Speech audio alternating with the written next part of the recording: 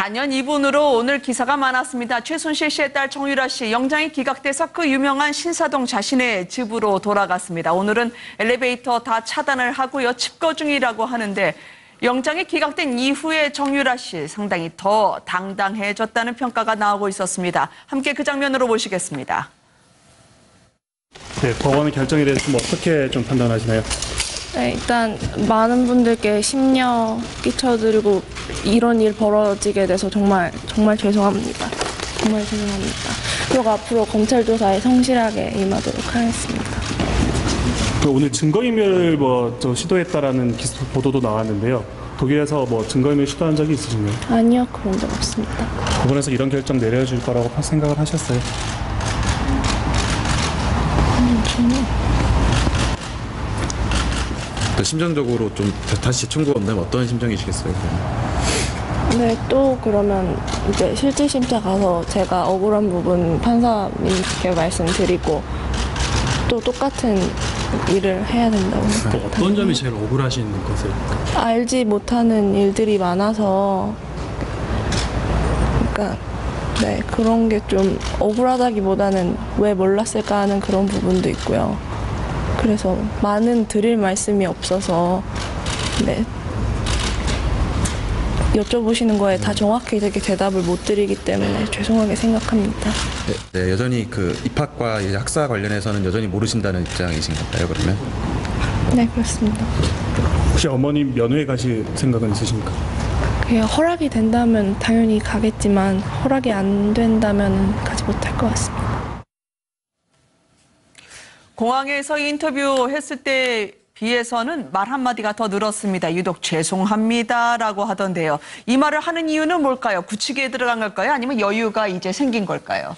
그러니까 본인 입장에서는 네. 나름대로 변호인들의 조력을 받아서 하는 말이겠지만 네. 아마도 본인도 아마 놀랐을지 모릅니다. 왜냐하면 자 유럽에 가 있는 사람을 갖다가 이제 소환을 했는데 네. 구속을 시키지 못하고 풀어줬다?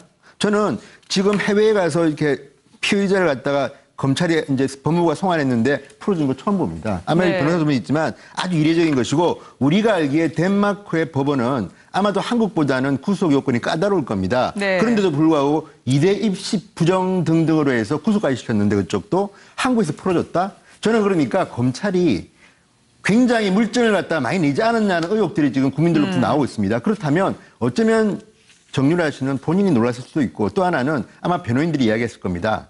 말을 많이 하지 마라. 네. 무조건 모른다고 해라.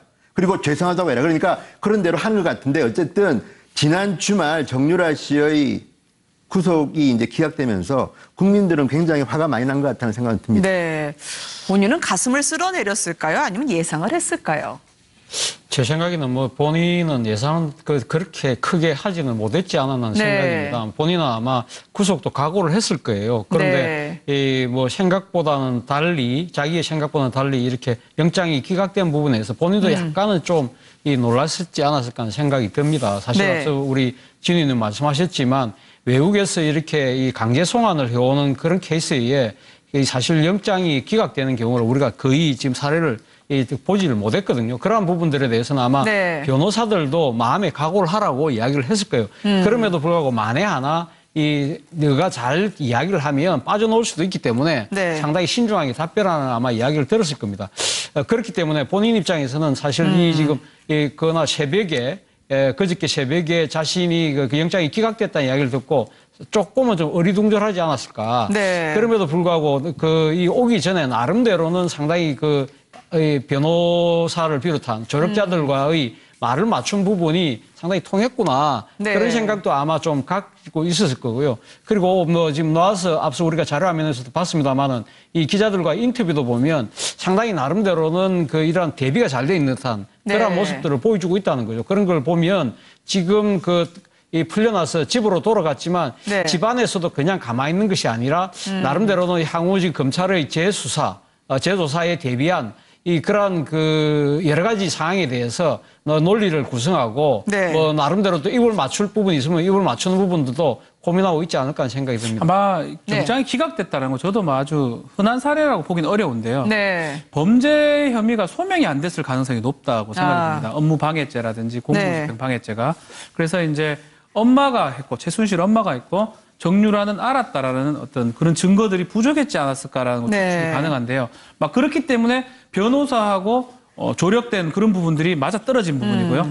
우리가 공항에 떨어졌을 때 그 포토라인에서 했던 부분하고 지금 이제 조사 마치고 석방될 때 그때 모습과 좀 많이 차이가 납니다. 네. 그때는 막 웃으면서 미간 찌푸리면서 답변을 다 하는데 지금은 죄송하다는 얘기, 그러게요. 검찰의 조사에 성실히 조사를 받겠다는 얘기, 막 그만큼 변호인의 많은 조력을 받는 모습이 보이고요.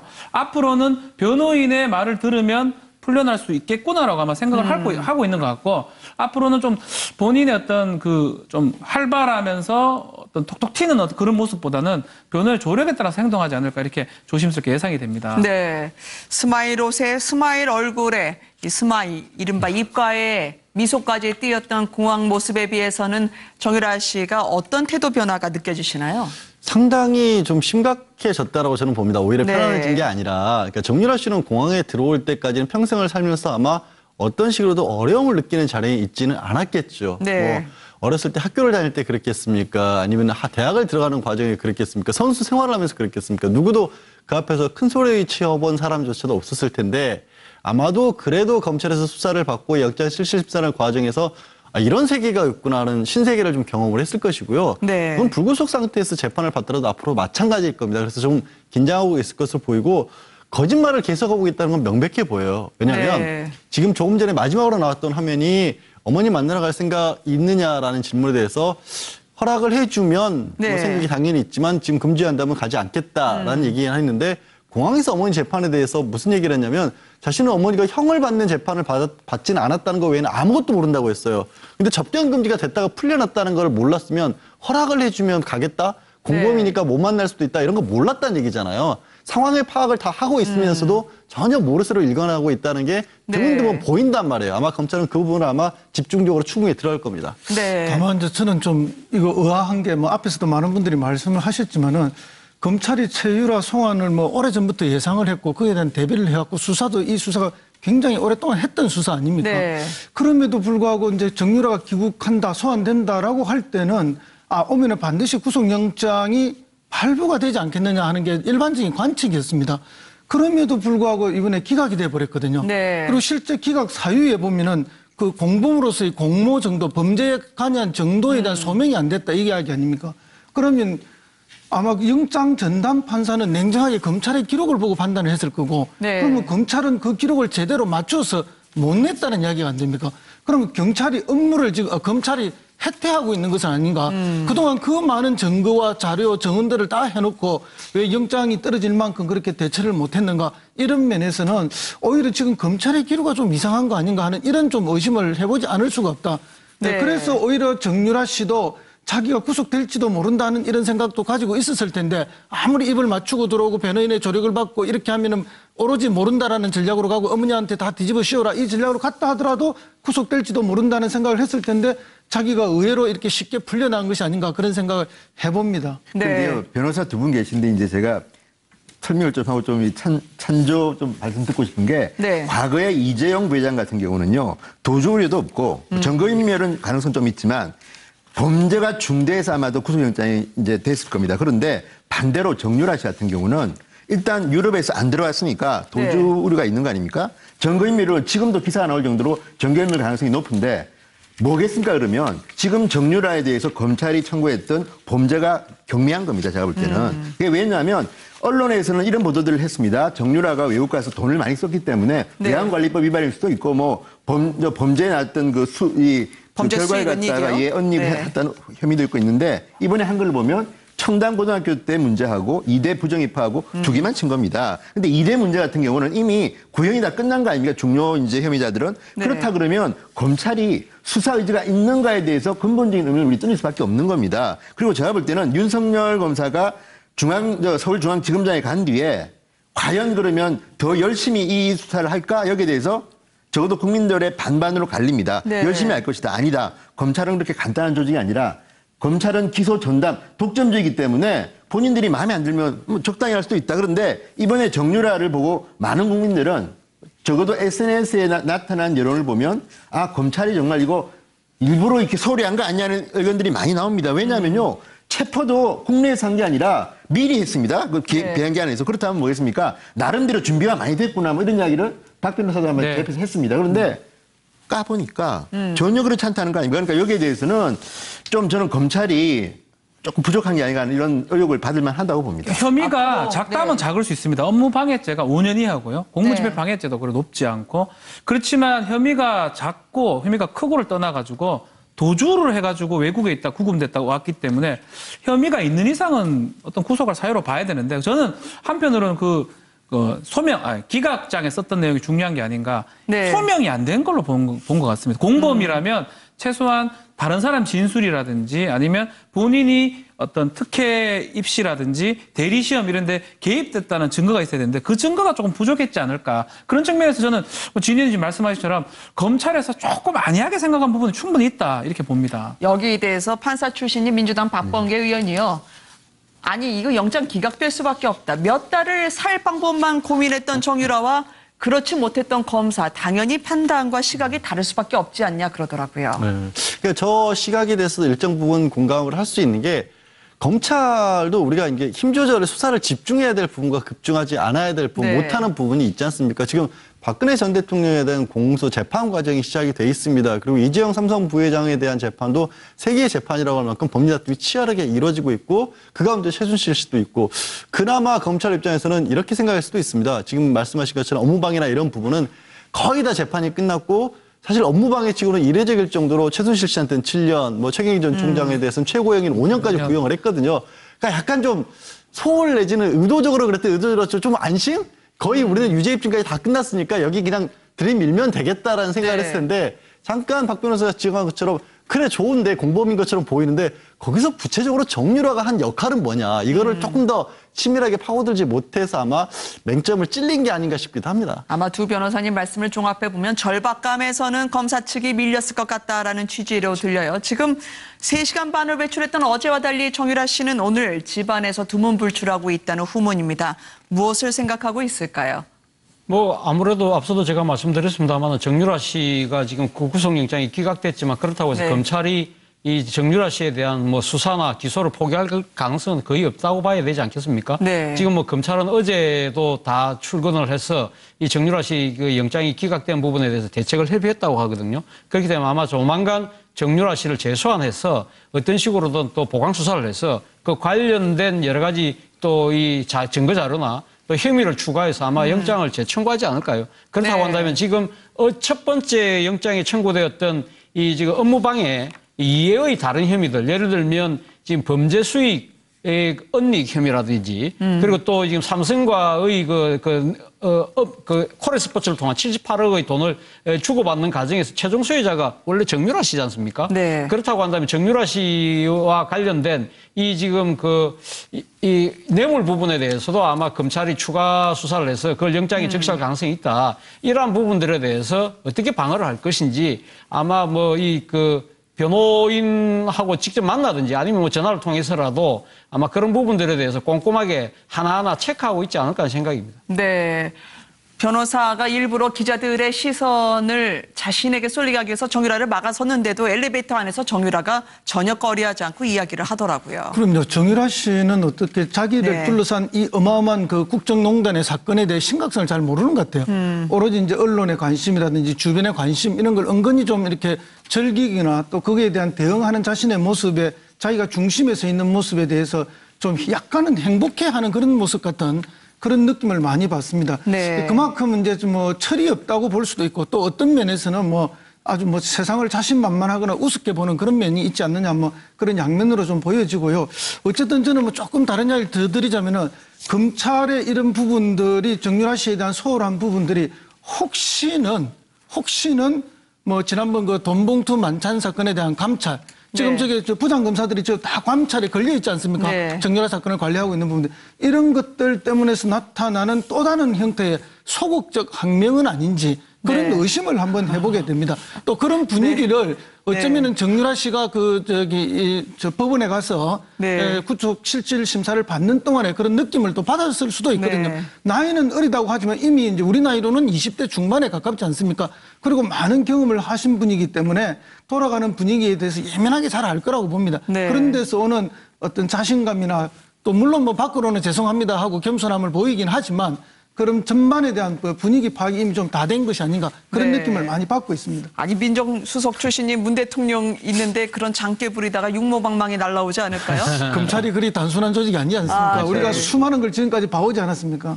알겠습니다. 이거 한번 저희가 그럼 더 짚어보도록 하죠. 왜냐하면 이경재 변호사의 경우에는 이거 굳이 구속시킬 필요가 없었다라고 상당히 당당하게 이야기를 하던데요. 최순실 씨 무지렁이 피해자 코스프레라고 일명 불리는 변론까지 하면서 딸에 대한 엄호에 나섰었는데요. 이경재 변호사 이야기 들어가면서요.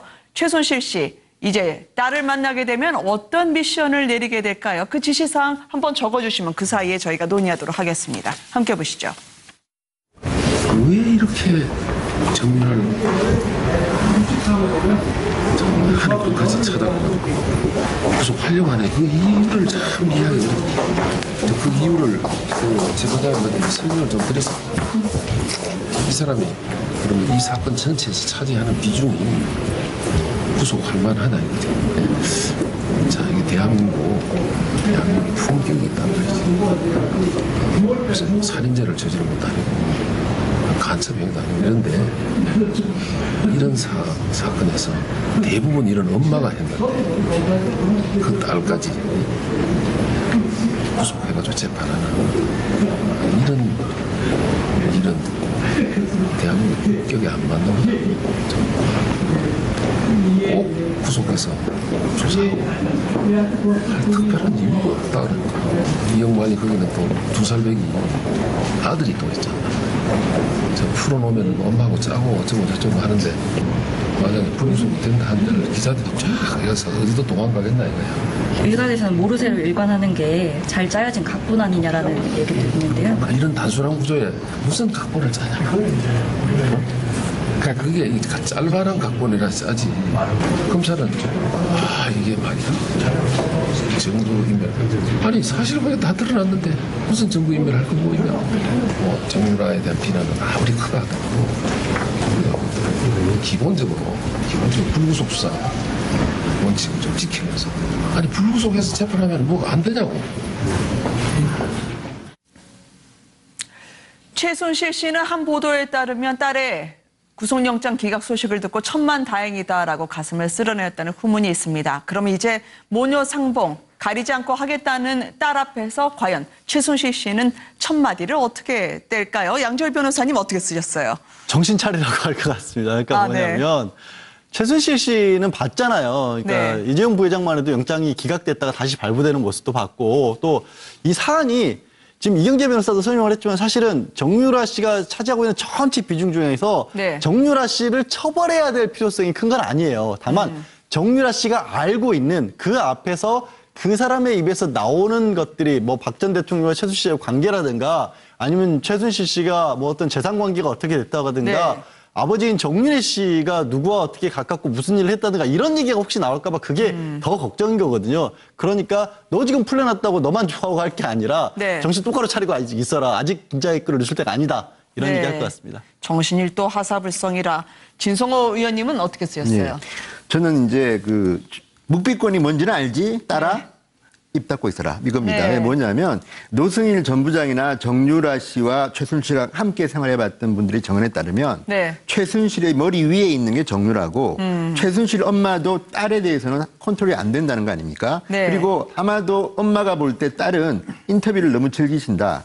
유럽에서도 인터뷰 자주 하시고 공항에서 사실 그게 법적으로 할 의무가 없는 인터뷰입니다. 네. 본인이 하고 더 하고 싶어 했습니다. 그렇다면 지금 양 변호사 말씀처럼 입을 여는 것 딸이 구속 안 되는 건 좋으나 필요 없는 이야기를 해가지고 박근혜 전 대통령이나 나까지 다친다. 그러니까 가능하면 따라 입 닫아라는데요. 저는 정유라 씨가 별로 입 닫을 것 같지는 않습니다. 네, 워낙 주도 면밀한 최순실 씨 아니겠습니까? 자신이 딸과 이야기하는 것까지 다 기록이 될 거라는 걸 모르지 않을 텐데요. 과연 어떻게 본인이 알아듣게끔 그렇지만 자연스럽게 얘기하게 될까요? 오랜 동안 피고인 접견도 그렇죠. 해오신 경력이 많았던 박 변호사님은 최순실은 지금 많이 진화했습니다. 재판을 네. 많이 받다 보니까 뭐 우리 속칭 반 변호사다 얘기도 하고 있고요. 그러니까 최순실 입장에서 만약에 딸이 왔다 그러면 네. 뭐 저도 마찬가지겠지만 묵비권 다른 의미의 묵비권일 것 같아요. 네. 만약에 지금 검찰에서 소명한 정도라면 입증 자체가 안 되는 부분이거든요. 네. 그렇다면 아예 얘기를 입을 닫고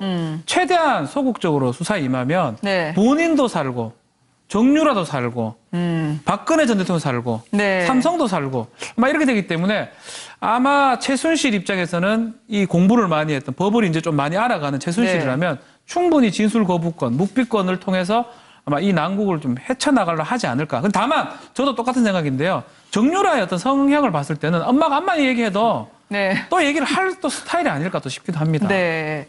차주현 교수님은 어떻게 의견을 예, 저는 뭐 주셨어요?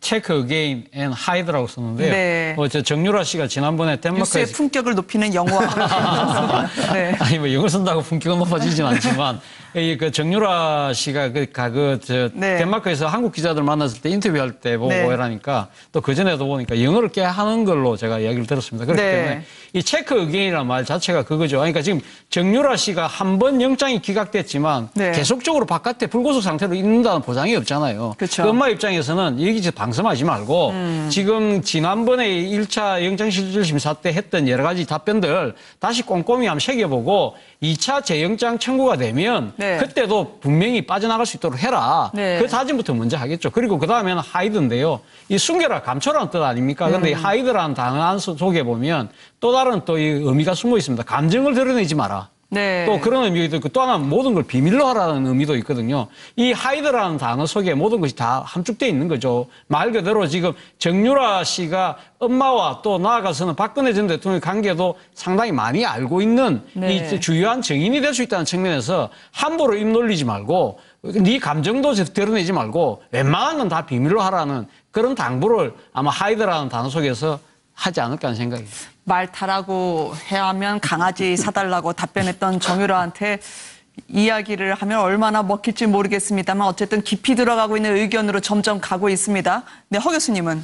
예, 저는 이제 빨간 근거 이야기를 하지 않을까. 우리 네. 국민들이 아직도 관심을 갖고 있는 게 아직 찾지 못한 비밀 근거들이 있지 않습니까? 네. 그 대표적인 게 이제 최순실 씨의 사무실에 있었던 그 빨간 근거 아닙니까? 그렇죠. 네, 네. 그래서 그 빨간 근거를 검찰이 못 찾았을 때 이게 과연 어디가 있을까 했을 때 많은 사람들이 아마도 삼성동 자택 지하 어디에 숨겨놓았을지 네. 않겠느냐. 왜냐하면 검찰이 거기만큼은 아마도 그 수색을 못할 것이다. 네. 근데 실제 특검도 수색을 못하지 않았습니까? 네. 그럴 정도로 아직도 밝혀지지 않은 많은 비밀들이 있기 때문에 그런 비밀들에 대해서 잘 지키라 이런 말도 있고 특별히 최순실 씨는 뭐 사람들 잘 못 믿는다고 하지 않습니까? 네. 물론 지금 여비스 한 분이 굉장히 많은 수발을 하고 있는 것으로 알고 있고 신뢰관계를 가지고 많은 관리를 하고 있는 것으로 알고 있습니다만 역시 근거 속에 들어있던 돈들이 있지 않습니까? 네. 그다음에 조카한테도 이야기했던 또 그런 뭐 숨겨진 돈들도 있고 우리가 모르는 많은 것들이 있는데 그런 부분에 대해서 이제 자기의 친딸이 왔기 때문에 아마도 점검 언론과 검찰의 관심이 사라지는 순간 이런 부분에 대한 점검들을 빨리 해봐라. 그런 네. 이야기들을 틀림없이 할 거라고 저는 예측을 한번 해보는데요. 어쨌든 뭐 좀 전에도 말씀드렸지만 검찰이 자기들은 열심히 했다고 이야기하지만 네. 국민들이 보기에 또는 뭐 저희들이 보기에는 어쨌든 업무를 해태했거나 아니면은 소극적으로 지금 항명을 하거나 정유라 씨를 구속시키지 못한 거에 대해서는 이런 의심을 가지는 분들이 많고 국민들도 고개를 가혹거리지 않느냐. 그 네. 이유는 뭐 좀 전에도 말씀드렸지만은 어쨌든 돈봉투 만찬 사건에 대한 조사, 감찰 이런 문제에 대한 뭐 항명이 아닌가 또는 뭐 윤석열 지검장이 7기수를 깨고 지검장으로 임명된 거에 대한 검찰 핵심 간부들의 또 저항이 아닌가 이런 예측도 한번 해봅니다. 네. 미승 빌딩 지금 정유라 씨가 머물고 있는 곳이 바로 엄마 최순실이 매물로 내놓으려고 했다가 법원에서 제재당한 바로 그것 아니겠습니까? 오늘도 취재진이 그 빌딩 앞에서 장사진을 치고 있다고 하던데요. 과연 저곳에서 어떤 것이 가능하게 될까요? 재산 도피나 아니면은 범죄 수익이나 만약에 그런 게 있다고 하면 자연스러울까요? 움직임이? 모든 취재진이 보고 있는데 말이죠. 당장은 아마 뭐 재산 도피라든지 증거인멸은 거의 어렵다고 봐야 될 것 같고요. 네. 아마 저 안에서 첫 번째 하는 게 아이 부분을 아마 생각하고 있을 것 같아요. 아이가 지금 덴마크에 있는데 아이를 빨리 귀국을 시켜가지고 최소한 아이와 같이 있는 모습 같은 것들을 이제 언론기관이라든지 언론에 네. 보이려고 할 거고요. 다른 어떤 증거인멸이라든지 그런 행동은 지금 당장은 할 수가 없다. 곧 검찰에 소환은 될 겁니다. 네. 뭐 피의자든 참고인이든 뭐 불려가야 될 상황이기 때문에 저기에서 어떤 눈에 띄는 행동을 했다가는 아마 제가 알기로 기자들 저 앞에 다 서 있을 거거든요. 눈에 띄는 행동은 뭐 물질적 행동이든 뭐 네. 계좌라든지 이런 행동이든 쉽지 않다 이렇게 보입니다. 근데 네. 저는 지금 정유라 씨가 저 빌딩에 간 것도 조금 복잡하게 생각하면 국민들 네. 입장에서는 굉장히 기분 나쁠 수가 있다. 왜냐? 저 빌딩이 어떤 빌딩입니까? 미승 빌딩이 사실은 이 모든 최순실 게이트의 본부 같은 곳입니다. 네. 저 빌딩으로부터 반경 2km 이내에 뭐가 있습니까? 미르 재단, K스포츠 재단, 그렇죠. WK 뭐 다 있습니다. 그러니까 저기서 과거에 최순실 씨가 작전을 짜고 심지어는 박근혜 대통령을 대통령으로 만들기 위해서 했던 곳이 또 저기입니다. 그런데 친척 집도 있고 또 제가 알기는 최순실 씨 소유의 집이 또 있지 않습니까? 그런데 굳이 저기 들어간 것이 저게 아들을 키우기 적합한 것 같지는 않습니다. 그런 거 두고 네. 또 이제 최순실 씨가 인터뷰할 때 그런 이야기를 합니다. 자, 삼성이 승마 선수 6명한테 지원해 주는데 그 원오브 댐이 자기다. 네. 그랬는데 그동안 언론에 보도된 것을 보면 정유라 외에 다른 승마 선수들은 지원받는 사람이 없는 걸 제가 알고 있고 또 아기 침대 뭐 100만 원, 무슨 강아지, 고양이 키우는 데 드는 돈 이걸 전부 다 삼성이 준 거로 보이는 그 돈으로 쓴 겁니다. 네. 그런데 국민들은 그럼 의아할 겁니다. 자, 이 모든 게이트의 출발이 좋은데 왜 검찰은 그런 돈을 막 쓰고 이런 거에 대해서는 혐의를 잡지 않고 이제 입학과 청담 고등학교만 하지? 아니 체육 특기생 문제는 다른 사람들도 많습니다. 구속까지 시키기 힘든 걸 알고 있는데 왜 그러면 네. 일반 모든 국민들이 의문시하는 이런 일들에 대해서는 검찰이 손을 대지 않은 것일까? 그래서 저는 지금 검찰이 정유라가 이제 구속영장이 기각된 것을 계기로 굉장히 많은 저는 반성도 필요할 거라고 보고요. 네. 굉장히 많은 연구도 필요한 거지. 지금 국민들이 갖고 있는 이 의구심은요. 또다시 이제 시작될지도 모른다는 생각도 듭니다. 네.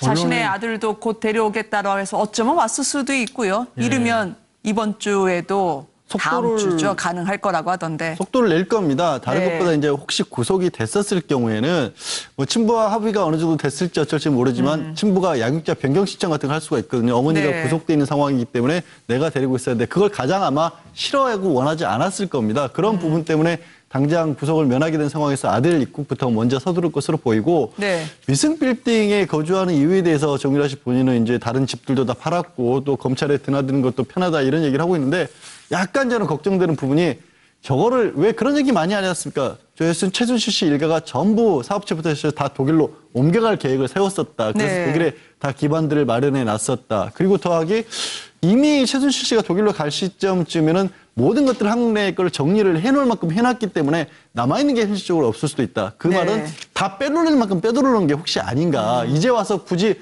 정유라가 뭘 할 이유도 없을 만큼 정리가 된 거였고 그래서 네. 갈 때가 미승 빌딩밖에 없었다라면 또 향후에 뭐 최순실 씨가 단죄를 받든 어떠든지 간에 부정한 재산이나 이런 부분 국민이 관심을 가지고 있는 부분은 어려워지는 게 아닌가 하는 걱정도 좀 듭니다. 네.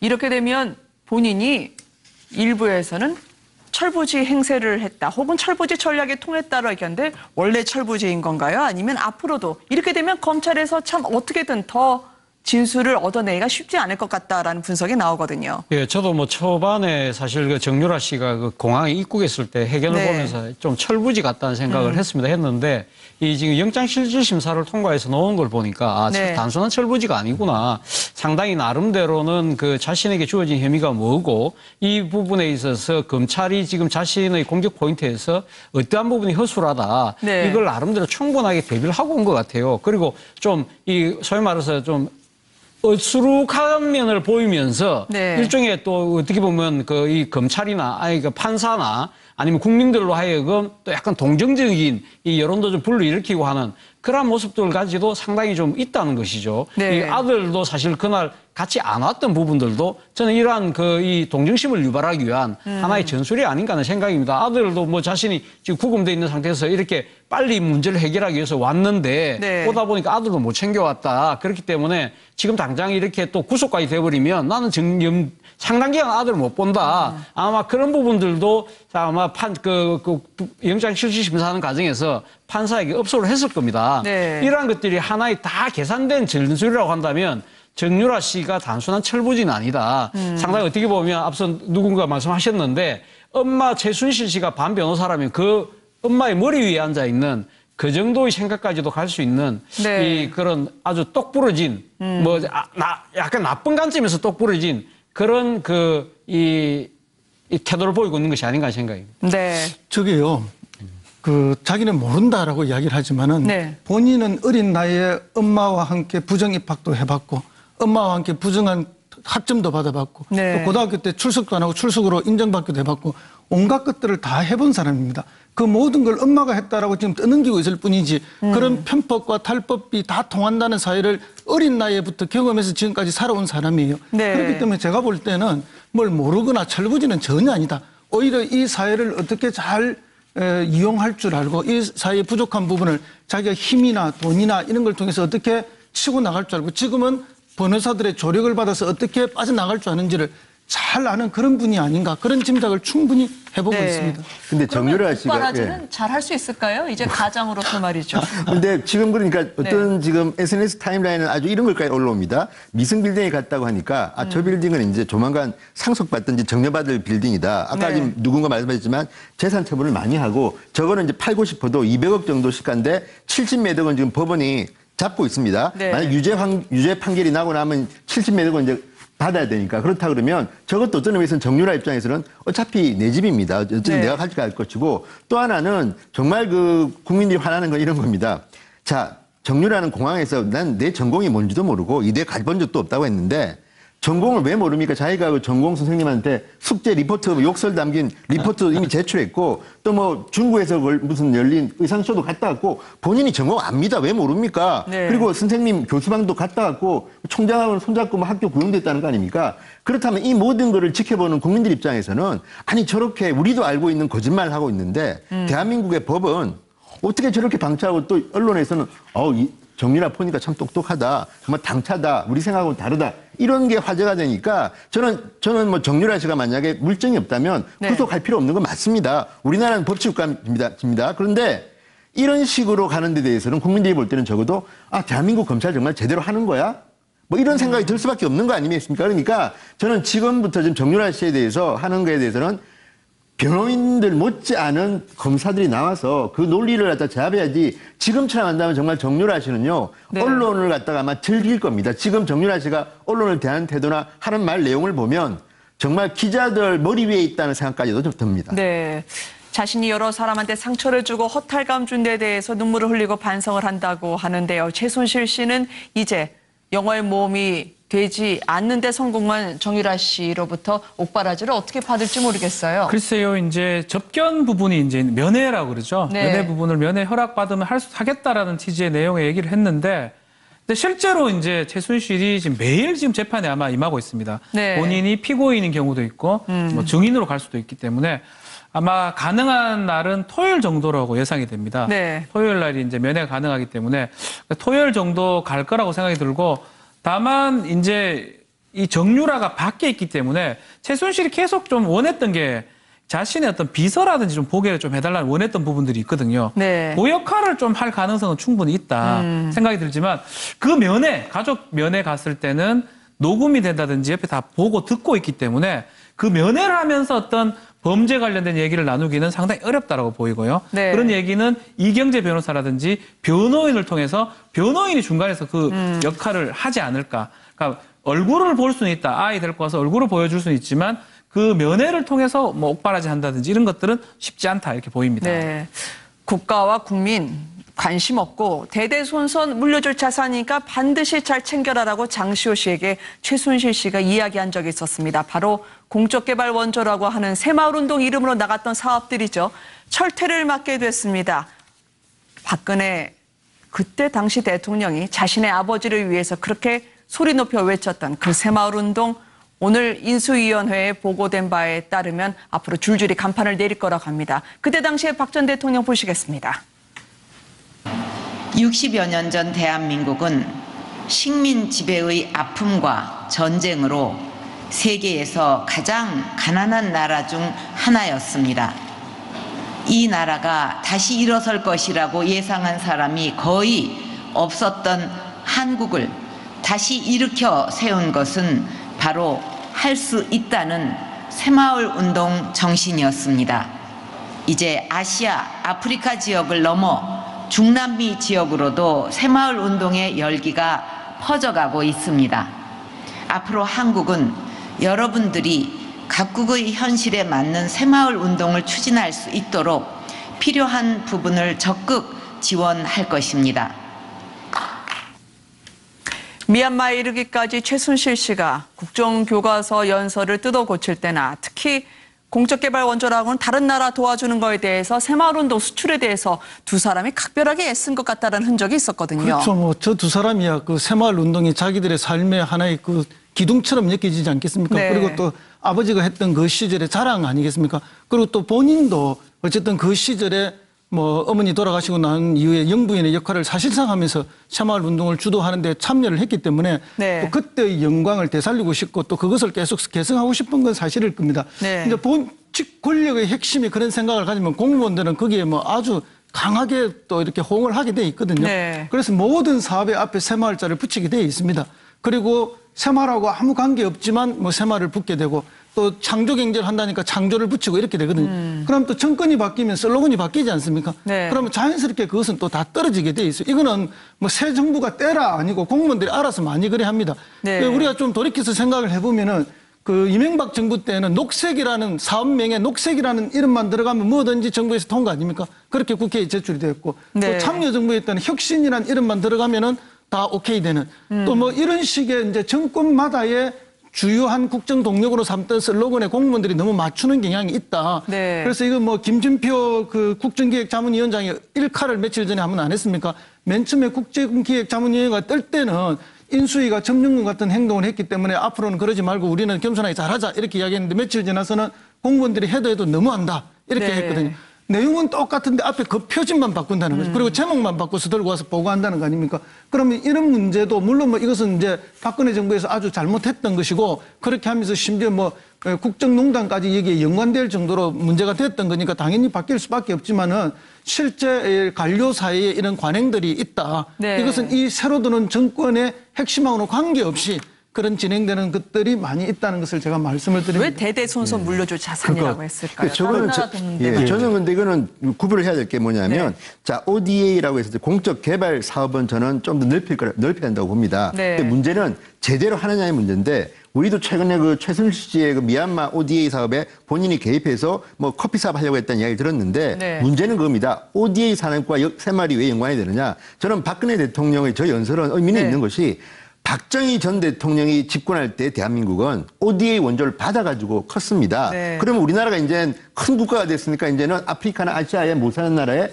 지원하는 건 당연하고 저도 의원실에 보니까 우리나라가 국가적인 어떤 경제력에 비해서는 ODA 지원을 좀 적게 하는 편입니다. 그래서 해야 되는데 문제는 새마을을 갖다 붙여가지고 이를 정치 도구화한다든지 또는 네. 최순실이 개입된 미얀마 ODA처럼 억지로 하면 안 된다는 것이고요. 이 문제만큼은 분명히 해야 됩니다. 그리고 이 새마을이냐 또는 녹색이냐가 중요한 게 아니라 네. 정말 필요한 건 하는 것이고 그 과정에서 최순실과 같이 부적절한 어떤 이권 개입 같은 게 있는 거는 그건 잘라내야 되는 거죠. 네. 그렇게 이해하면 될 것 같습니다. 양조 변호사님. 예, 지금 이권 개입 이런 말씀을 잘 지적을 해주셨던 게 저거를 잘 했으면 정말 네. 우리나라의 어떤 브랜드라고도 내세울 수 있었던 과거에 어떻게 보면 좋은 운동이었지 않습니까? 그런데 말씀하신 것처럼 베트남 ODA 같은 경우에는 사업지가 부적절한데도 불구하고 밀어붙이는 바람에 네. 코이카와도 현재 이미 기존에 진행 중인 한국국제협력당하고도 갈등을 일으켰고 또 결국 인사 개입까지 했던 정황도 드러났고 대사까지도 좀 혹시 최순실 씨의 영향이 아닌가 하는 의혹까지 불러일으켰고요. 아프리카 지원 사업 같은 경우에는 아프리카에서 정작 필요로 하는 어떤 식수라든가 이런 것 대신 현지에서는 부패해서 이 먹기도 어려울 것 같은 한식 개발 사업 같은 것이 엉뚱하게 지원이 됐고 거기 또 이화여대와 연결됐다는 그런 의혹까지도 네. 나오지 않았습니까? 그러면서 최순실 같은 경우는 그것을 한국 내에서는와 달리 저기 또 누가 감시하는 눈길도 없는 곳이에요. 그런 것들이 수익 사업으로 변질됐던 그런 부분까지도 보이고 있기 때문에 상당 부분은 폐기에서 끝나는 것 정도가 아니라 실제로 더 수사가 범위가 넓어질 수 있는 그런 부분들이 있는 겁니다, 지금. 네. 사실 뭐 새마을 정신이라고 한다면 사실 그 취지는 상당히 그 아주 바람직한 것이죠. 그 네. 새마을 정신 자체가 그 내세우고 있던 것이 근면자주 협동 아닙니까? 그쵸. 그러나 문제는 70년대 개발 독재 시대 때 새마을 운동 자체가 이런 이 농촌에서의 자발적인 밑으로부터의 운동이 아니라 이 지금 권위주의 정권의 자신의 정치적인 여러 가지 공고한 처지를 이미지를 포장하고 분식시키기 위한 그러한 하나의 수단으로서 이것이 그러니까 위로부터 아래로 내려가는 그런 지시형 형태, 이런 식으로 강압적 형태의 이 농촌 개발 사업이었다는 거죠. 네. 그렇기 때문에 박근혜 전 대통령이 이야기한 부분은 물론 뭐 본인은 아버지 시대 때 이야기했던 그 새마을 운동의 본 취지를 살리자는 의미도 있겠습니다만은 그러나 그동안 ODA를 집행하는 과정에 있어서 여러 나라들과의 협력 과정에 있어서 이 상당한 투명성이라든지 그러한 부분들에 있어서 과거 아버지가 했던 위로부터의 일방적인 그 지시 형태에 따르는 그런 식의 ODA 집행의 측면이 강했다는 거죠. 그런 측면에서 본다고 한다면 ODA의 그 근본 취지하고도 맞지 않기 때문에 아마 문재인 정부에서는 이런 부분들을 조금 다시 바람직한 형태로 바꾸자는 이야기겠죠. 그리고 사실 박근혜 전 대통령이 당시 새마을 운동이라는 부분은 강하게 주장했던 부분은 우리가 이번 그 최순실 국정농단 게이트에서도 우리가 명백히 봤습니다만은 박근혜 전 대통령의 리더십 자체가 과거 아버지 시절의 그런 통치 패러다임을 그대로 따르고 있다는 거죠. 예를 들면 그렇죠. 대표적인 것이 블랙리스트 같은 거 아닙니까? 이 정권에 조금이라도 비판적인 언사나 그런 이 문화 활동을 하는 사람들에게서는 아주 배제하고 아주 완전히 빼버리는 이러한 식의 모습들이 결국은 ODA에서도 새마을 운동이라는 것 자체로 일종의 박정희 당시 전 대통령의 통치 패러다임이 은근슬쩍 묻어두는 것이 아니냐. 그런 측면에서 일종의 아마 문재인 대통령판 역사 바로 세우기 하나의 첫걸음이 아닌가 생각도 듭니다. 근데 그러고 보니 그 박정희 기념관 추진위원회도 이미 초선 의원 시절부터 함께 논의한 걸로 봐서는 각각의 본인들의 선친의 유업 혹은 위협을 승계받는다는 측면에서 운명 공동체가 아니었을까 싶어요. 그때부터 최순실 씨가 주도했다는 거 그렇죠. 아닙니까? 바로 저 부분입니다. 저게 이제 채널A에서 인용을 했던 건데 저 회의를 하는데 최순실이 박근혜 당시 국회의원보다도 말을 더 길게 하고 주도적으로 했다는 거 아닙니까? 그리고 저기 보면 최순실 씨는 당시 유치원에 이제 본장으로 있었는데 박정희 대통령과 새마을 운동 같은 것들을 갖다가 마케팅하는 것에 관심이 많은 겁니다. 네. 그리고 어쨌든 본인이 이 이니시티브를 쥐고 박근혜 당시 국회의원을 갖다가 이끌고 가려고 했다는 증언들이 많이 나오는데 저걸 보면 최태민 일가는 상당히 박정희 마케팅으로 부와 권력을 축적하는데 노하우가 있는 분들이라는 생각이 들고요. 네. 또 이제 그 뒤에도 보면 아까 박근혜 전 대통령의 연설을 보면 그대로 보면 정말 새마을 운동에 대해서 평가는 엇갈리지만 성공적인 사업이라고 생각하는 분들이 많습니다. 그리고 심지어는 시진핑 주석이 한국 왔을 때도 박근혜 당시 한나라당 총재한테 새마을 운동 좀 가르쳐달라고 했다는 거 아닙니까? 그렇다면 이런 것들은 나름대로 관심을 가질 수 있는데 문제는 그것을 엉뚱한 사람이 자기의 어떤 권력과 부를 사는데 이용했다는 겁니다. 그렇다면 박근혜 전 대통령도 어떤 의미에서는 새마을, 박정희 대통령 저 문제에 대해서 최순실한테 어떤 주도권을 준 게 아닌가 싶고요.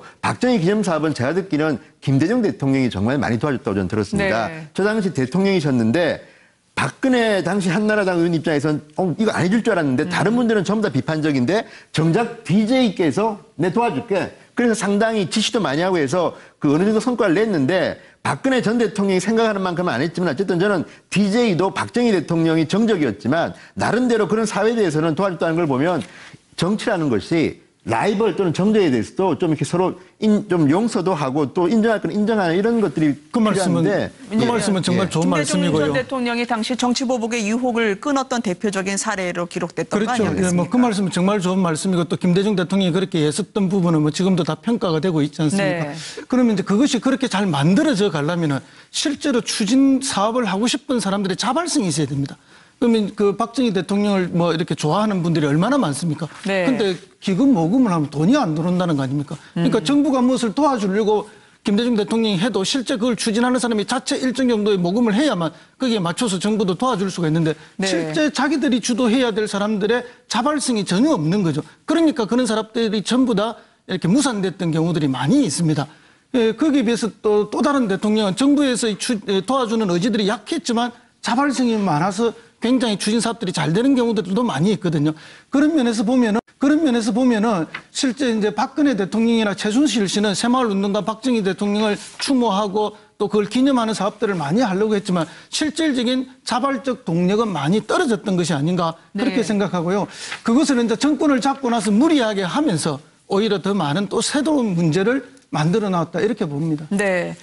특히 특히 미르재단이 정부보다 먼저 앞서서 움직여서 당시의 정부 관계자들을 상당히 곤혹스럽게 만들어지지 않았습니까? 일명 코리아에이드라고 해서요. 음식이나 보건의료, 아프리카 국가들 도와주자는 취지인데 이게 하필이면 정유라 씨가 들어가게 될 이화여대를 꼭 집어서 여기를 함께 협력하라고 해서 말이죠. 네. 도대체 최순실의 계획은 어디까지 내려가 있었을까 많은 분들이 궁금해하실 것 같아요. 중요 사업 곳곳에 최순실의 입김이 이제 드러나는데 그 네. 증거는 안종범 수첩에 지금 나와 있는 부분입니다. 그 내용에 보면 뭐 수첩에 의료 지원, 문화, 음식 항목 적어놓고 코리아 에이드 사업인데 그 밑에 이대 의대라고 적혀 있습니다. 뭐 네. 이대 의대는 뭐 어떻게 해석할 수, 누가 보더라도 이화여대 의과대학을 말할 가능성이 높다고 생각이 들고 이대 의대한테 맡겨라고 했고 그렇다면 박 대통령이 지시를 하는데 그 지시 내용 중에 많은 어떤 이권이라든지 많은 혜택이 이화여대한테 가는 측면이 있는 거거든요. 네. 봤을 때는 이런 어떤 사업 자체가 뭐 다 좋을 수가 뭐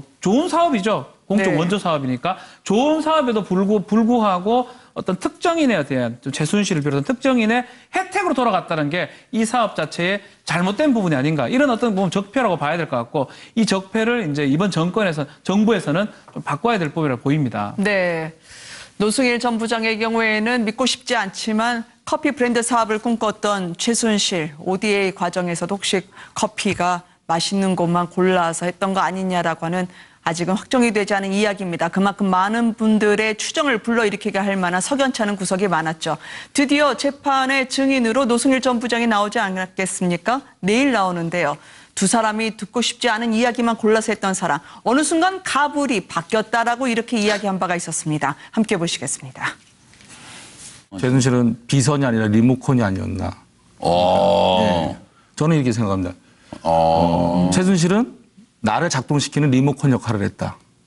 비선은 아니다. 최순실이 시키는 대로 대통령이 움직였다 이런 뜻이죠. 그렇죠. 네. 그걸 대통령도 그렇게 알고 있었다? 네. 박근혜 전 대통령은 가족이 없다라는 식으로 얘기를 했단 말이죠. 네. 가족도 믿지도 않는다. 오로지 믿는 건 없으니까. 최순실 씨다. 최순실 씨도 마찬가지로 오로지 믿는 건 박근혜 전 대통령이다. 그러니까 최순실 씨가 이렇게 얘기를 하고 가족이다 이거예요? 네. 예. 둘 사이는 가족과 그러니까 가족 같은 동생. 영태가 이제 그 탄핵이 되고 나서 그런 얘기를 하더라고요. 최순실과 이제 박근혜 전 대통령에 대해서 이제 얘기를 하는데 차에서 통화하는 걸 들어봤더니 갑과 을이 바뀌었더라. 최순실은 박근혜 전 대통령한테 이건 이렇게 하면 안 되고 저런 건 저렇게 해야 되는데라고 얘기를 했다는 거예요. 최순실 씨가 갑처럼 이렇게 됐다는 거예요? 그래서 본인도 깜짝 놀랐대요. 그러니까 영태는 이제 차가 이제 조용하니까 내용까지도 어느 정도 들렸었나 봐요. 그랬더니 참 기가 막힌 장면이었다 이렇게 얘기했다. 이제야 보니 생각이 나는 겁니다만 참 허탈하게 됩니다. 최순실 씨가 오히려 박 전 대통령에 비해서 갑이었다. 그러나 같은 노승일 전 부장은 그런 최순실의 머리 꼭대기에 있는 사람은 정유라였다라고 얘기를 하면 이 본의 아닌 생태계 지도를 어떻게 해석해야 됩니까? 노승일 부장은 사실 이 국정농단 사건의 주역이라고 표현하면 좀 이게 맞는지 모르겠지만 이거 시발점이 될 수 있던 사람이었습니다. 고영태하고 같이. 그렇기 때문에 내일 이제 증인으로 나오는데 아마 박 전 대통령 재판에 분기점이 될 수 있는 증언이 되지 않을까 생각이 들고 많은 얘기를 아마 쏟아낼 겁니다. 근데 그렇다고 하더라도 검찰 조사 이상으로는 나오지 않을 걸로 생각이 들고요. 다만 이제 박근혜 전 대통령이나 최순실 측에서 반대 신문을 할 건데 그 반대 신문을 노승일 전 부장이 어떻게 답변하느냐 이게 조금 핵심 포인트 같은데 그 과정에서 지금 22부 재판 받고 있는 22부에서는 피고인이 직접 반대 신문을 지금 허락하고 있거든요. 특히 최순실 같은 경우는 계속 얘기하지만 많이 진화해가지고 직접 신문을 지금 계속 하고 있습니다. 과연 최순실이 노승일 부장한테 또 신문을 할 것인지 이때껏 침묵을 유지하던 박 전 대통령은 또 어쩌면 질문을 할 수 있을지 이런 부분이 내일 재판에 아주 주목할 부분이 아닌가 이렇게 보입니다. 노승일 부장 같은 경우가 이제 말씀하신 것처럼 내일 나온다고 해서 새로운 얘기를 하는 건 아니고요. 원래 검찰에서 수사를 받는 과정에서 참고인으로서 모든 얘기들을 다 했는데 그거를 그 기재된 서류만으로 우리는 인정할 수 없다고 박 전 대통령 측에서 나왔기 때문에 법정이 직접 불러서 들어보자. 그리고 우리도 반론을 제기할 부분 반론을 해야 저 내용들을 인정을 하겠다라는 건데 노승일 부장의 어떤 키가 될 수밖에 없는 게 이 한국 내에서의 재단법인을 만드는 것도 노 부장이 만들었었고 독일에 가서 기초적으로 비덱스포츠나 이런 전신을 다 만든 것도 노승일 부장이 만들었고 그다음에 삼성과 지원 사업을 할 때 이 계약을 체결한 것도 노승일 부장이 했거든요. 네. 그렇기 때문에 그야말로 최순실, 박근혜 두 사람, 박 전 대통령 두 사람 사이에서 이 뇌물죄로 받고 있는 부분에 있어서는 어떻게 보면 가장 핵심 증인인 겁니다. 그래서 네. 내일이 이제 중요한 얘기가 될 건데 노승일 부장이 저 얘기를 들어보면 그동안 많이 나왔던 것처럼 최순실과 박 전 대통령과의 관계 어땠을까? 우리가 추측해 볼 수 있는 여러 가지 얘기를 하는데 저는 이런 식으로 얘기가 들어요. 마치 최순실은 박 전 대통령의 물과 공기와 같은 사람이 아니었을까. 그러니까 네. 굉장히 필요하고 없으면 안 되는 건데 박 전 대통령으로서는 평생 너무나 자연스럽게 옆에서 이렇게 있었던 사람이라서 특별히 이 사람이 나에게 뭘 해주고 있다, 뭘 내가 도움을 받고 있다 이런 것도 모르는 상황에서 그냥 어떻게 보면 끌려갈 땐 끌려갔고 이러지 않았을까 싶습니다. 근데 제가 볼 때는 저 노승일 전 부장은 어쨌든 해외에서 정유라, 최순실과 같이 생활했던 사람입니다. 되게 우리가 외국 여행을 가면 알겠지만 평소에 국내에서는 안 친했던 분들도 네. 함께 몇 명 안 되는 사람이 생활하게 되면 그 사람의 일거수일투족을 다 보게 되는데 네. 지금 노승일 전 부장의 증언을 들어보면 같이 차를 타고 들어가는데 안에서 최순실 씨가 누군가 통화하고 있는데 외교부 같아 무슨 이야기를 하더라 들은 겁니다. 그러니까 저는 지금 노승일 전 부장이 TV에 나와서 하는 저런 어떤 품평 있지 않습니까? 네. 최순실 머리 꼭대기에 정유라가 있다는 것보다도 팩트들이 있을 겁니다. 아마 네. 내가 들었는데 이런 내용이더라. 그런 것들이 정말 저 법정에서 인정된다면 저는 박근혜 전 대통령한테 상당히 타격을 줄 수 있는 물증 같은 것들도 나올 수 네. 있다는 생각이 좀 듭니다. 혹시나 말이죠. 검찰이 원래 정유라 씨를 구속시키려 했던 게 정신적 압박을 최순실 씨에게 줘서 스스로 혐의를 인정하는 진술을 끌어내볼까 했던 거였는데요. 내일 재판에서 의외로 심경이 흔들릴 가능성도 있을까요? 격해지거나 말이죠.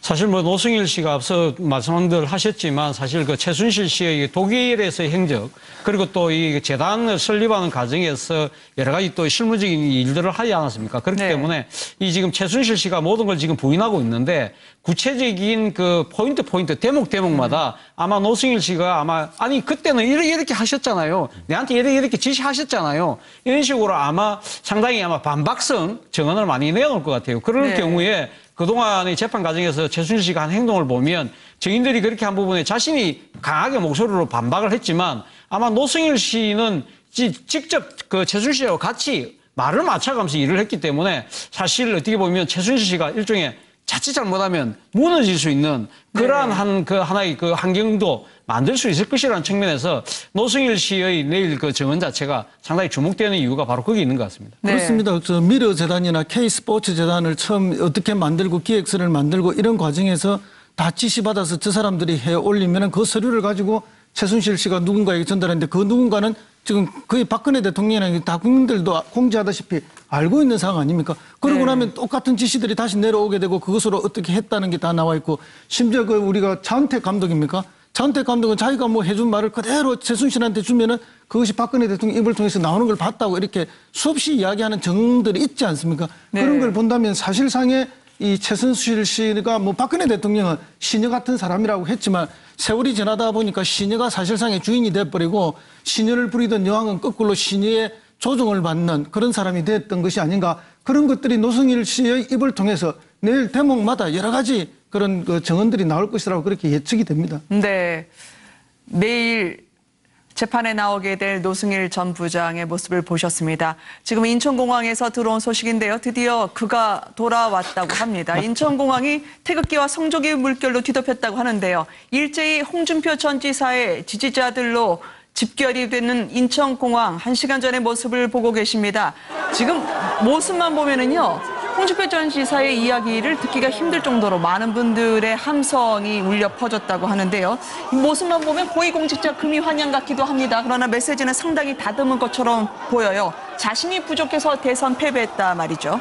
그러니까 저 홍준표 전 지사가 공항에서 저렇게 쉰하지만 본인이 말씀을 별로 안 하고 그냥 조용히 가신 것 같습니다. 본인도 아마 미국에 쉬러 가셨다고 했지만 네. 쉬러 가신 게 아니라 더 열심히 정치적 활동을 하신 것 같습니다. 원격으로 선거운동 하시지 않으셨습니까? 국내 상황도 잘 아는 것 같고 네. 또 SNS를 통해 가지고 뭐 국내에 있는 분들보다 훨씬 더 강렬한 메시지를 많이 던졌기 때문에 네. 본인에 대한 비판과 격려 다 알고 있습니다. 그러니까 너무 말을 많이 하신다. 너무 단어가 거칠다 이런 표현에 대해서 본인이 아는 탓에 오늘 귀국 일성 기사를 보면 네. 상당히 말을 줄인 것 같고 내가 많이 부족해서 대선에 졌다 미안하다는 거지만요 이 말 전체로 보면 여러분과 함께 가겠다는 걸 보니까 결국은 본인이 직접 나서든지 추대를 받든지 네. 7월 3일 이제 벌어질 자유한국당의 당대표로 나설 것 같다는 생각이 들고요. 또 어쨌든 저 장소에 간 분들은 마치 반기문 전 총장이 국내 입국할 때 분위기처럼 선거 끝난 지 얼마도 안 됐는데 분위기는 매우 뜨겁습니다. 그런 걸 보면 네. 홍준표 전 지사는 아마도 뭐 자의반 타의반 당권을 향해서 달려갈 것으로 보입니다. 그러니까 추대론하고 불가론이 막 네. 계속 막 형국이 맞섰는데요. 지금 저런 분위기라면 정말 홍준표 지사 얼굴에 지금 미소가 끊이질 않습니다. 네. 저 부분이면 뭐 어쨌든 당권은 결심한 게 아닌가. 또 하지 않을 수 없는 상황으로 그래서 온 걸로 보입니다. 네. 다만 이제 당내의 어떤 행동 침박이라든지 그 부분들이 중요한데 저 정도의 어떤 기국 환영의 어떤 있었다고 봐야 될 것 같기 때문에 홍준표 지사는 뭐 이제 당권으로 결심을 한다. 추대 받기는 뭐 글쎄요, 그건 모르겠지만 그렇게 보입니다. 유력 주자라고 하는데 의문을 달 분들은 많지 않을 것 같습니다. 다만 홍준표 전 지사가 바퀴벌레 혹은 낮술 마신 것 같다라고 칭했던 분들하고는 어떻게 수습을 해 나갈까요? 오늘 정호택 원내대표는 홍준표 전 지사 귀국 물어보니 당대표가 그런 것까지 답변해야 되느냐 불편한 기색을 숨기지 않던데요. 그렇죠. 뭐 지금 그 친박계 또는 뭐 지금 이제 자유한국당의 주류들 입장에서 보면 지금 네. 대선에서 진 이 대선 후보가 지금 뭐 한 달도 지나지 않아서 이렇게 그 정치의 한가운데로 모습을 드러내는 부분에서 불편한 신경을 아마 지울 수 없을 겁니다. 무엇보다도 홍준표 전 지사가 오늘 사실 뭐 아는 사람들이 나왔습니다만은 네. 이것이 그 본인이 지금 그 미국을 떠나기 전에 자신의 여러 가지 SNS 계정을 통해서 자신의 귀국 일정을 상세히 다 올렸다는 거 아닙니까? 네. 그럼으로써 보면 저는 홍준표 전 지사를 상당히 어떻게 보면 범주류, 그러니까 자유한국당 범주류나 친박계들이 두려워하는 이유가 바로 거기에 있는 거죠. 이 나름대로 정치의 그 맥이랄까요, 포인트랄까요, 이런 걸 정확하게 찍어낸다. 집어내서 사실 어떻게 보면 자신을 지지하는 지지층을 끌어모으고 그걸 갖다 이슈화시키고 네. 그걸 갖다 전파시키는 데는 탁월한 능력을 갖고 있다는 거죠. 오늘 뭐 우리가 지금 본 장면도 바로 그런 거고요. 그런 측면에서 본다고 한다면 향후 전당대회에서 이 지금 당권을 내줄 수 있겠다는 그런 생각도 아마 할 수밖에 없는 그런 상황인 것 같습니다. 그럼에도 불구하고 저는 뭐 지금 친박계나 주류가 지금 홍준표 전 지사에 대해서 거부 반응을 보이는 것 못지않게 저는 주목되는 움직임이 당내 초재선들 사이에서 나오고 있는 유리더십입니다. 지금 홍준표 전 지사가 지난 대선 과정에서 보여줬던 여러 가지 막말 은행, 그리고 앞서 우리 앵커께서 말씀하셨던 이 또 대선 이후의 바퀴벌레론, 그것도 관련돼서 또 이런 낮술론, 이런 식으로 치고받고 하는 과정에서 지금 열성 지지층들은 저렇게 끌어모을 수는 있지만 과연 자유한국당이 앞으로 나아가는 데 있어서 중도표들,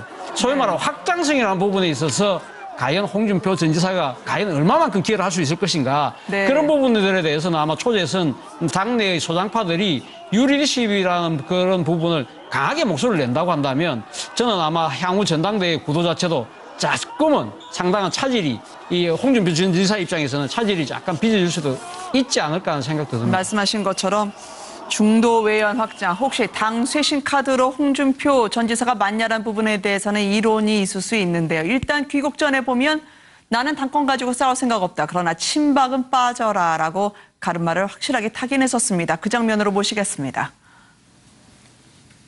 오래 있지는 않을 거고 잠시 생각을 좀 정리하고 돌아오겠습니다. 처음에 이게 판을 짜는 거 보니까 우리가 할 역할이 많은 것 같습니다. 다시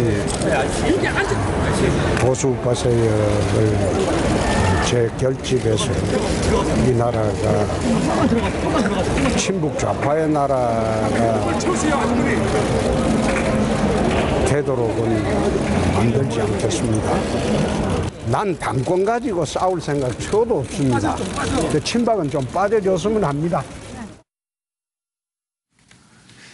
이 발언 이후에 오늘 귀국 발언이 방금 전에 들어왔다고 합니다. 이 잘 소음 때문에 들리지 않는데 제작진이 다 발라냈는데 한번 들어보시겠습니다.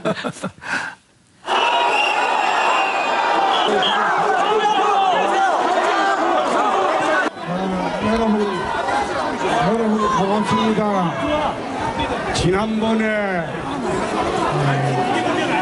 제가 부족한 탓에 여러분의 뜻을 받들지 못해서 정말 죄송스럽게 생각합니다.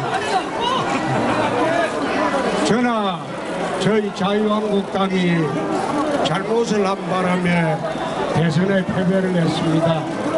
그래서 앞으로 여러분과 함께 자유 대한민국의 가치를 지키는데 함께 하도록 하겠습니다. 정말 고맙습니다. 고맙습니다.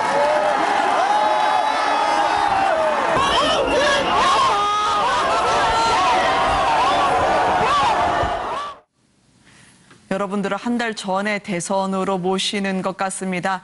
워낙 홍준표 전 지사 보셨습니다만 전과 후 차이가 있습니다. 목소리도 분명히 다르고요.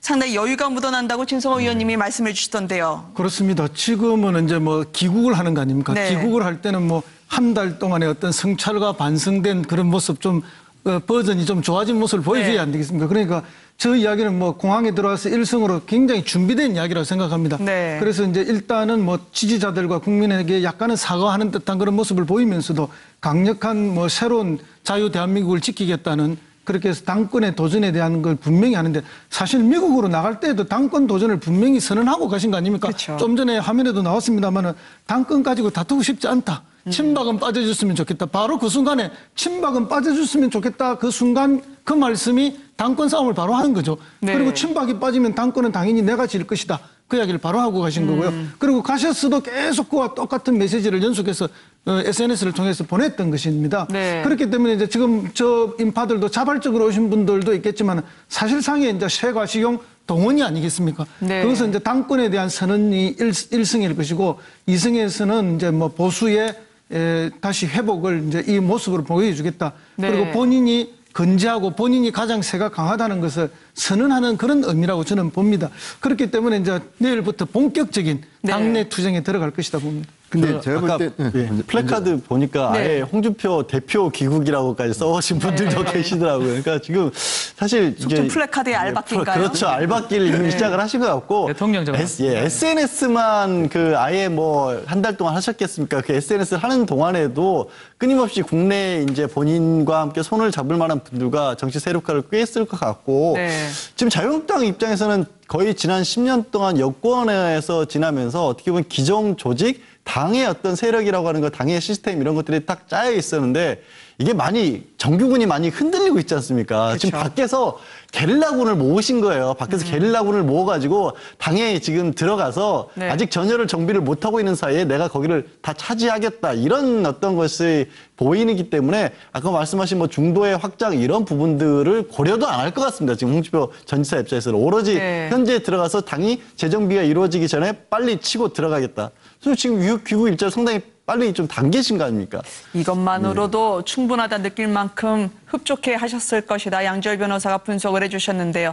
오늘 연설을 들어보시면서 홍준표 전 지사의 마음속에 뭐가 있을까요? 또 이 메시지를 들은 친박 의원들은 과연 어떻게 생각을 할까요? 그러니까 홍준표 전 지사가 내세우는 게 빨간색입니다. 네. 레드 준표입니다. 그리고 어쨌든 본인 몸속에 화가 굉장히 많은 분입니다. 그런데 네. 오늘 보면 굉장히 점잖게 홍준표 치고는 굉장히 점잖게 짧게 발언하고 들어간 이유가 뭐겠습니까?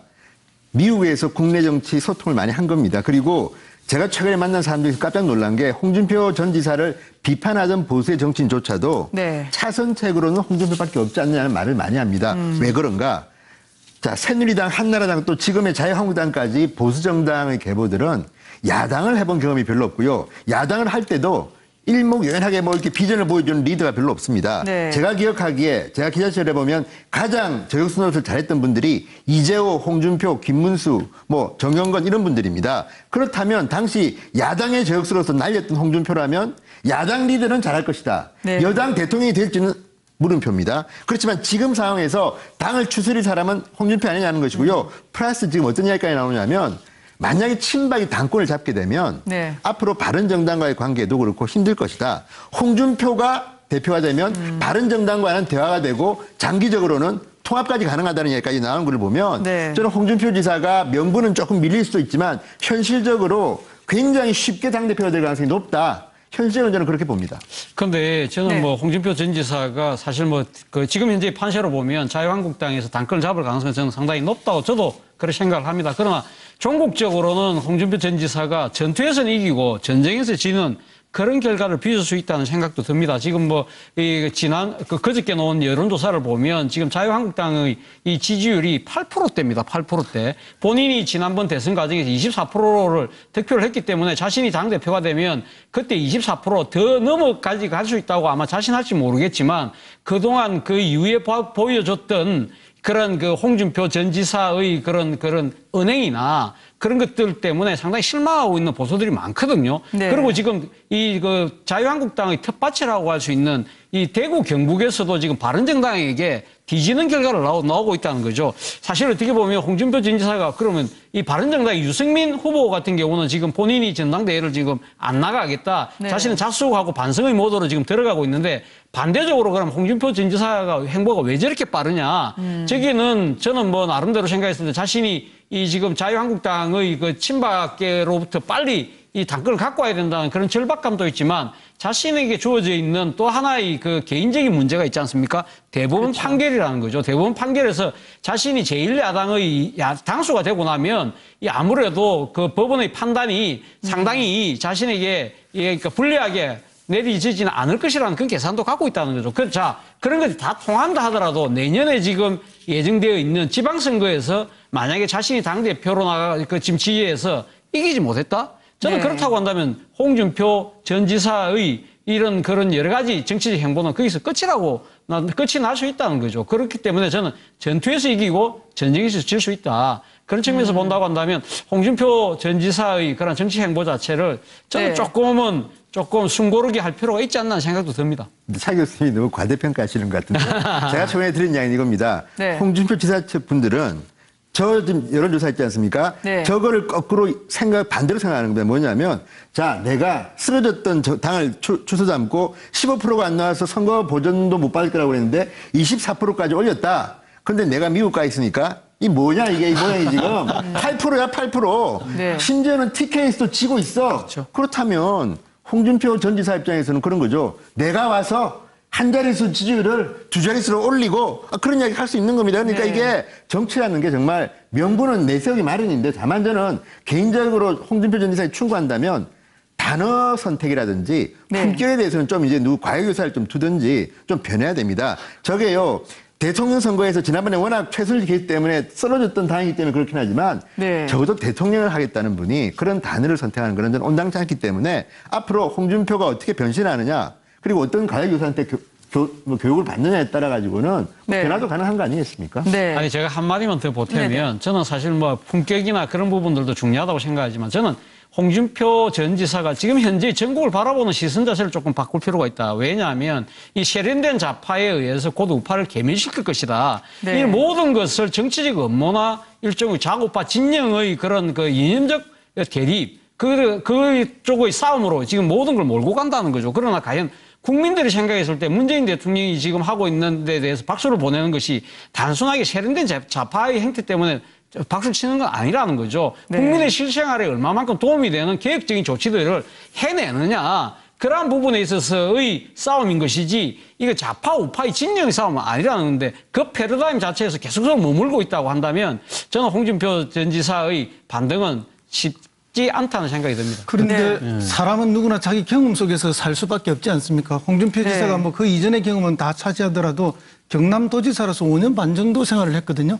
그동안에 경남도정을 전부 이게 좌파 우파의 대결로 도정을 5년 반 정도 했습니다. 그렇게 해서 네. 극단적으로 경남도정 자체가 이렇게 대립과 갈등이 5년 반 동안 있었던 것이고 그걸 통해서 자기가 보수의 지도자가 됐고 노이즈 마케팅으로 성공했고 그리고 대선 후보까지 왔고 대선 후보가 돼서 그래도 24% 득표까지 했다는 자기 확신에 차 있는 성공 스토리를 갖고 있기 때문에 네. 실제로 뭐 어떤 좋은 가해 교사가 온다 하더라도 크게 바뀌지는 않을 것이다. 다만 이제 미국에 한 달 가 있는 동안에도 많이 이렇게 SNS를 통해서 뭐 거칠게 했지만 오늘 일성은 굉장히 정제되고 좀 이렇게 국민들 앞에 약간 고개를 숙이는 듯한 이런 조심스러운 모습을 보인 것은 아마도 이것도 가해 교사의 충고가 있었다라고 그렇게 보여집니다. 네. 그러나 저게 얼마나 오래 갈까 이런 걱정이 있습니다. 아니, 근데 홍준표 저는 안 바뀔 것 같아요. 자, 그러니까 그리고 홍준표 전 지사의 가장 큰 어떻게 보면은 뭐 장점이라고 표현하기 좀 그렇지만 뭐냐면 그렇잖아요. 뭐 그 친박들에 대해서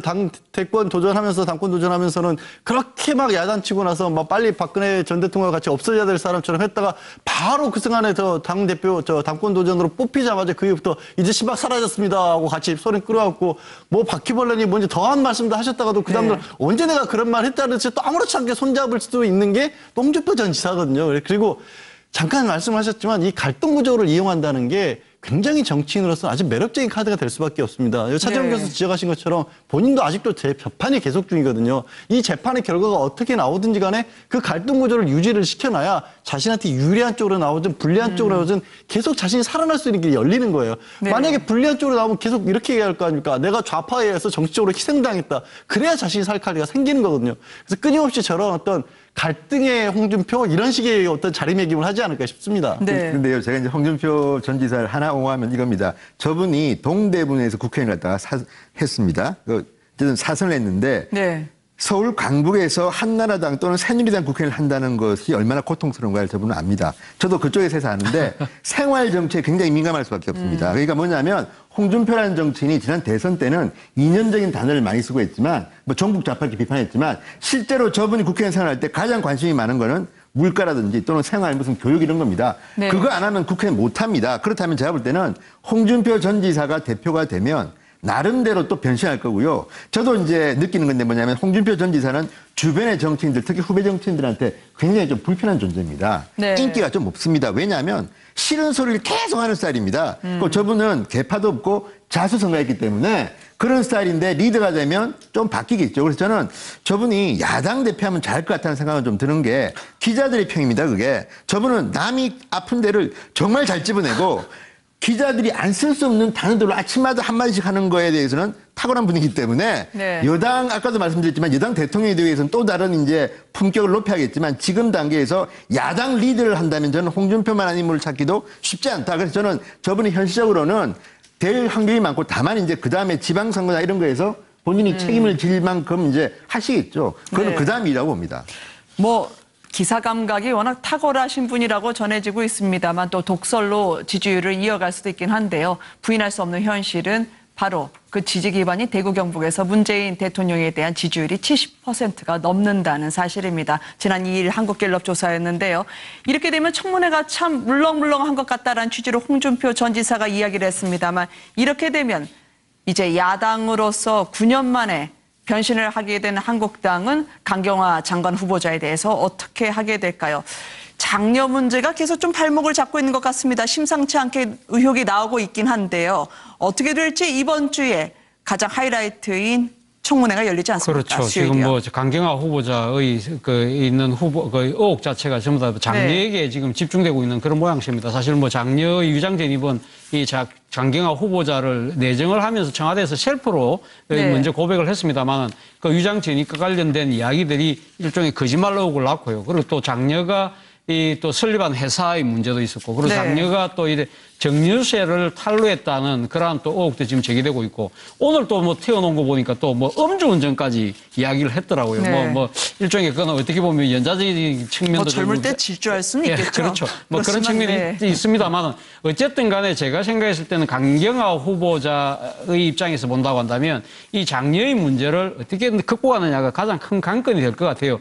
저는 뭐 야당에서 이 지금 이제 거론하고 있는 부분이 지금 뭐 장관직을 수행하는 부분에 있어서는 결정적인 흔결이 된다고까지는 판단은 아직 안 됩니다만은 문제는 청문 과정에서 야당의 그런 강경한 그 공세에서 이 지금 해명하는 과정에서 간이를 지켜보는 국민들을 얼마만큼 진정성 있게 설득시키느냐. 이것이 저는 최대의 관건이지 않을까 하는 생각입니다. 만약에 그 과정에서 이번에 그 김상조 후보자가 보여준 그러니까 그 답변 과정에서 상당히 그 국민적인 공감을 이끌어냈던 그런 부분을 만약에 강경화 후보자가 또 만들어낸다고 한다면 고비를 넘어갈 수 있을지 몰라도 그렇지 않고 이것이 계속 끊임없이 또 꼬리에 꼬리를 무는 그런 또 다른 의혹의 빌미가 된다고 한다면 아마 쉽지 않은 그런 상황으로 처하지 않을까 생각도 듭니다. 음주운전은 실수나 아니면 과거의 분명한 잘못이었겠습니다만 국민들이 장관 후보자에게 보고 싶은 것은 거짓말 논란이 아니었으면 좋겠다. 혹은 국적을 포기해도 장녀가 건강보험 혜택을 받았다는 부분에 대한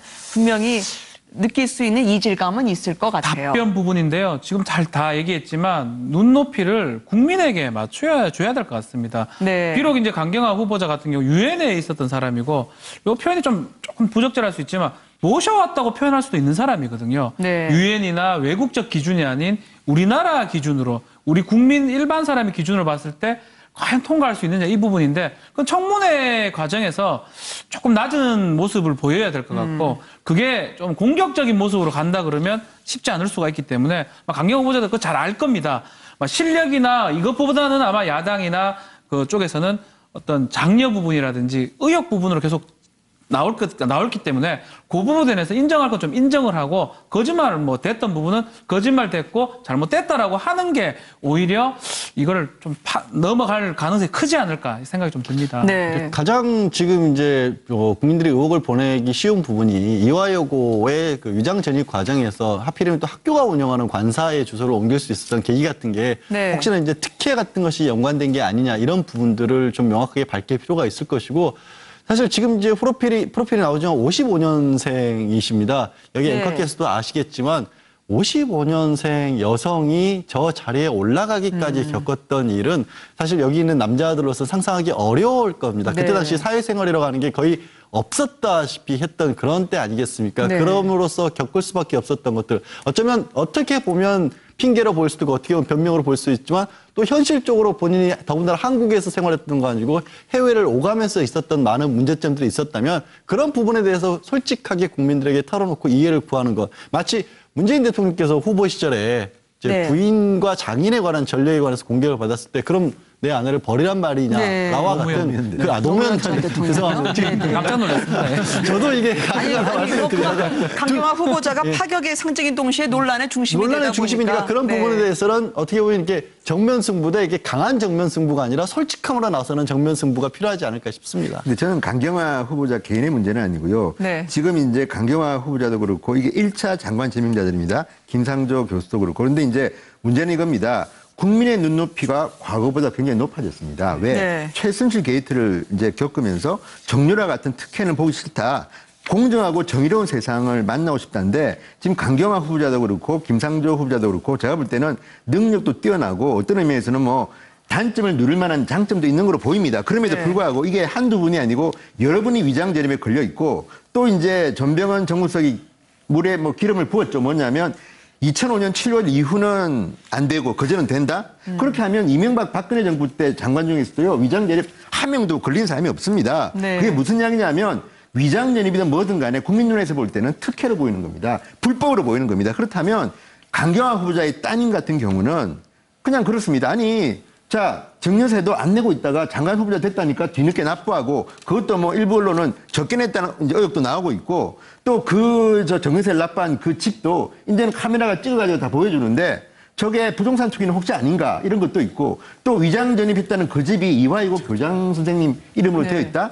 누가 봐도 좀 이상한 거 아닙니까? 왜 저렇게 장관을 하거나 이런 분들은 일반인들은 할 수 없는 저런 생각을 할까? 저는 그래서 문재인 대통령께서 처음에는 근정기간이 짧아서 이런 것들을 못 봤다고 하더라도 앞으로는 국민들이 용서하지 않을 겁니다. 왜냐하면 능력 있는 분 많은 거 다 압니다. 그러면 이왕이면 최순실 씨 같지 않은 깨끗한 사람들이 있을 거 아닙니까? 왜 굳이 다운계약서 쓰고 또 이것도 관행이다 그랬는데 그러면 김상조 후보자는 나중에 대기업이 우리도 관행대로 했다고 하면 봐줄 겁니까? 저는 그래서 이왕이면 앞으로 하는 장관 후보자들은 네. 제발 좀 깔끔한 분을 좀 했으면 좋겠습니다. 능력도 중요하지만 지금 국민의 눈높이는 과거보다 더 높아져 있는데 강경화, 지금 김상조 물론 훌륭한 분들이지만 우리가 몰랐던 일들이 너무 많이 벌어지고 있습니다. 이 문제는 분명하게 체크해야 될 것 같습니다. 아니, 반기문 전 총장과 만나서 오천하면서 장관 위안 원포인트 레슨도 받은 것 같고 위안부 할머니도 만나고 나름대로 개인적으로는 돌파하겠다는 의지가 꽤 있어 보이거든요. 그렇죠. 그리고 일체 지금 언론에게 다른 이야기를 잘 하지 않고 네. 청문회에서 말씀드리겠다고 하지 않습니까? 그만큼 이제 청문회를 위한 여러 가지 준비는 잘 하고 있는 것 같습니다. 방금 여러 가지 의혹을 말씀하신 것 같지만 그러나 이제 실제 나머지는 그냥 의혹으로 제기된 것 뿐이고 제일 문제가 되는 건 위장 전입인데 이 위장 전입 지금 이화여고가 무슨 어떤 특수한 과거의 그런 학교도 아니었고 그냥 그 주소만 있으면 골라갈 수 있는 그런 수준의 강북의 학교였는데 과거에는 굉장한 이제 이름의 명문이 맞죠. 네. 그런데 이제 뭐 본인이 이제 이하 여고를 졸업했기 때문에 이제 자녀도 한번 그게 같은 그 구성원이 되었으면 하는 그런 바람을 한 것 같은데 문제는 제가 저 개인의 저 문제보다는 이하 여고가 문제인 것 같습니다.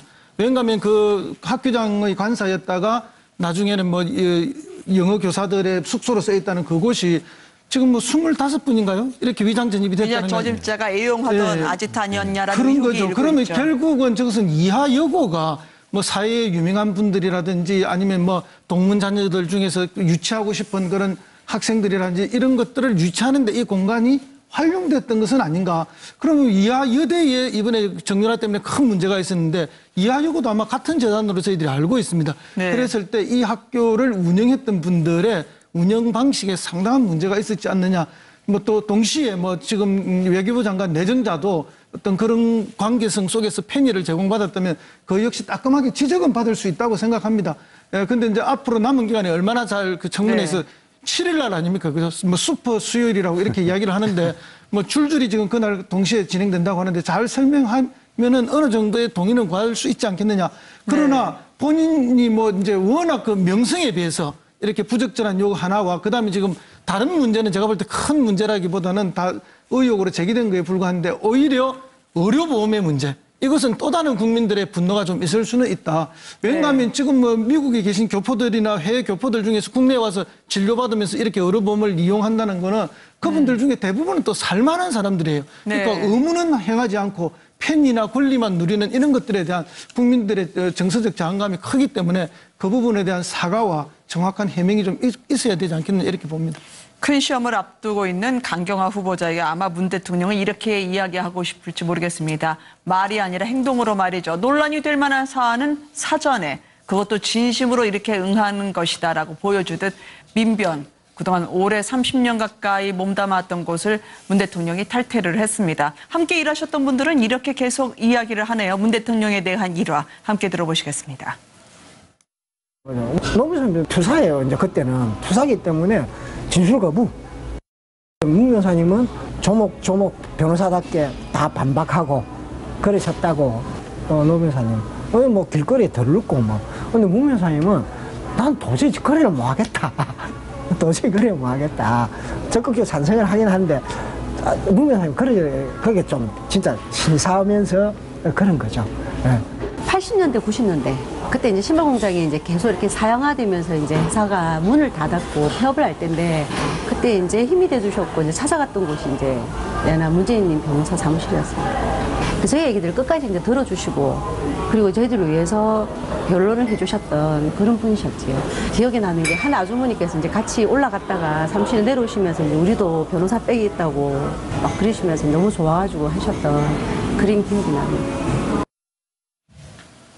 마치 저로 인해서 자유롭게 되세요라고 이야기하는 것 같습니다. 정부기관에 대해서 견제, 비판 항상 멈추지 않았던 민변이지 않겠습니까? 어떻게 이렇게 이루어진 건가요? 사실 뭐 그 문재인 대통령이 사실 민변이 1988년도에 이제 서울에서 만들어질 때 그때 부산에서 이제 변호사를 하고 계셨죠. 그런데 이 민변이 지향하고 있는 그 가치가 대한민국에서의 그러니까 민주주의 그리고 또 제대로 된 법치 아니겠습니까? 그런 측면에서 사실 그 이전부터 쭉 이 당시 노무현 변호사와 같이 부산에서 합동법률사무소를 하면서 노동 문제, 인권 문제 변호사로서 상당히 열심히 행동을 해왔기 때문에 88년도에 서울에서 만들어지는 민변이 만들어지자마자 부산에 지부를 두 사람이 이 두 분이 앞장서서 지부를 만들었거든요. 그렇기 때문에 사실 민변의 핵심적인 역할을 해왔던 거죠. 그 뒤로. 그러면서 1980년대를 지나면서 각종 또 노동 사건 또 시국 사건을 계속적으로 해왔고요.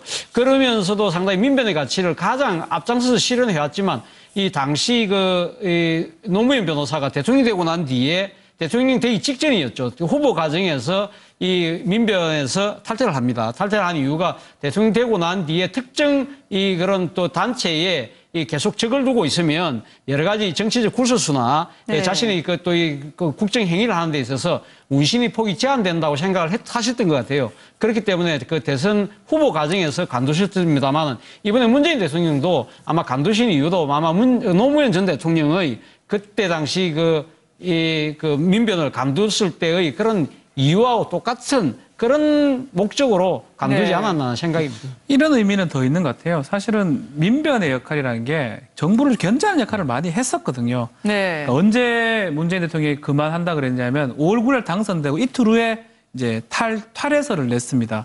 민변 같은 경우는 뭐 저희도 가입하고 싶으면 이제 특별한 탈퇴 절차가 없어요.